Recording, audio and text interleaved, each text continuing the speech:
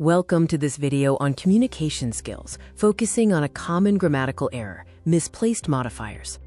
This guide covers the foundations of misplaced modifiers, explores the four main types, provides practice examples, and includes an exam strategy section. In this first section, we cover the foundations, including the definition, the grammar rule, the difference between misplaced and dangling modifiers, and the fix method. A misplaced modifier is a phrase placed too far from the word it should describe, accidentally modifying the wrong word. The key is that the intended noun is present and just needs repositioning. A misplaced modifier has the intended noun present, requiring only movement for correction, while a dangling modifier lacks the intended noun, necessitating its addition. The fix method involves moving the modifier next to the noun it describes and reading the sentence. The four main types are participial, relative clause, prepositional phrase, and with phrase. The golden rule is always to reread the entire corrected sentence. Fixing one misplaced modifier can accidentally create another, as seen in the TV set and good luck charm examples.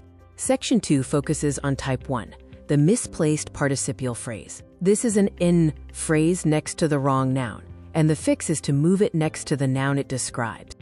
The pattern involves a verb plus ing next to the wrong noun, differing from a dangling modifier as the noun is present. The diagnostic question is, who is performing the ing action? Here are several examples of misplaced participial phrases and their corrections. Notice how the misplacement creates absurd meanings in the original sentence. More examples of misplaced participial phrases illustrate the importance of placing the ing phrase next to the subject performing the action. These examples provide thorough practice in identifying and correcting misplaced participial phrases, including cases that require a complete sentence restructure. Section 3 covers type 2, misplaced relative clause. This is a clause starting with which, that, or who, sitting after the wrong noun. Move it to sit next to its correct noun.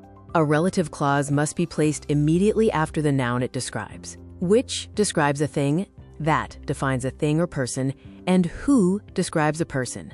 In these examples, the relative clause accidentally modifies the wrong noun. The corrected sentences show how moving the clause clarifies the intended meaning.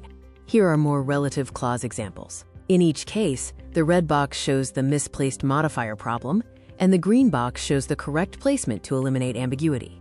This set C offers additional practice. Note how clauses like that was inscribed and with a crack must be placed carefully to describe the intended noun, whether words car, wall, window, or nurse. Section 4 introduces type 3, the misplaced prepositional phrase. This typically involves phrases starting with in, on, at, by, or with, positioned incorrectly. Reorder the sentence to fix it.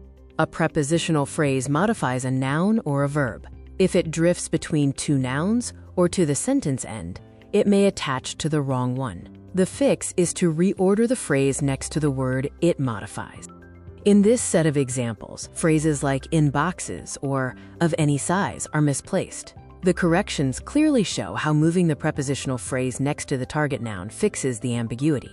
Set B continues practicing misplaced prepositional phrases. Pay attention to how the correct placement of phrases like in cash or on improved terms clarifies what is being described. Set C provides even more practice. Observe how the context is clarified by correcting phrases like at the conference or for the students to modify the intended element. Section 5 covers type 4, the misplaced with phrase. This specific prepositional phrase, often starting with plus noun, frequently attaches to the wrong subject, leading to absurd results. The with phrase describes a characteristic of its subject. To fix it, move the with phrase immediately next to the noun it describes, often by placing it at the start of the sentence.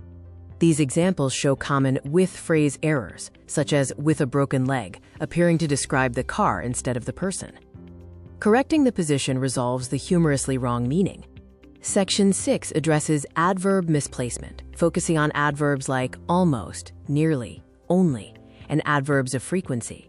One wrong position can drastically change the meaning. Adverbs like almost and nearly must immediately precede the word or number they limit. Misplacing them to modify the verb instead of the amount results in a different and often nonsensical meaning.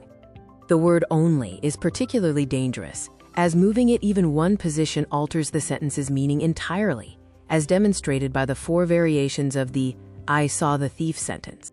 Frequency adverbs indicating repeated action, like, quote, 3 times or every 4 hours, must modify the action verb, not a time expression at the beginning of the sentence. The final section covers an important consideration: sentences that are already correct. Be wary of overcorrection, which can incorrectly alter valid sentences. Remember that many sentences in exams are correct. Always apply the diagnostic question. Is the modifier sitting next to its intended noun? If yes, leave the sentence unchanged.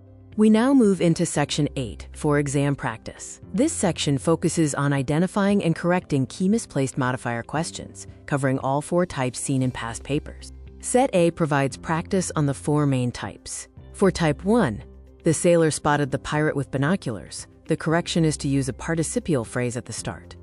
For Type 3, the MP distributed free exercise books to the pupils in boxes. The correction moves the prepositional phrase. Set B focuses on adverb misplacement, such as God can only make trees, which should be only God can make trees. Also covered are relative clauses and Type 1 errors, emphasizing correct placement of modifiers. Section 9 offers mixed practice. You will identify the type of misplaced modifier and correct the sentence without predefined label. In this mixed practice set, we correct Type 1 errors, such as moving the participial phrase crying loudly in her crib to describe the baby. We also correct adverb misplacement and Type 3 and 4 phrases. Set B continues the mixed practice, challenging you to identify the misplaced modifier type and correctly reposition it. Note the correction for the Keep Fit Club sentence, ensuring the members, not the ghost, are trotting. Section 10 is dedicated to exam strategy and reference. Here we outline the 5-step method, common traps, a summary of the 4 types, and a master cheat sheet for quick review.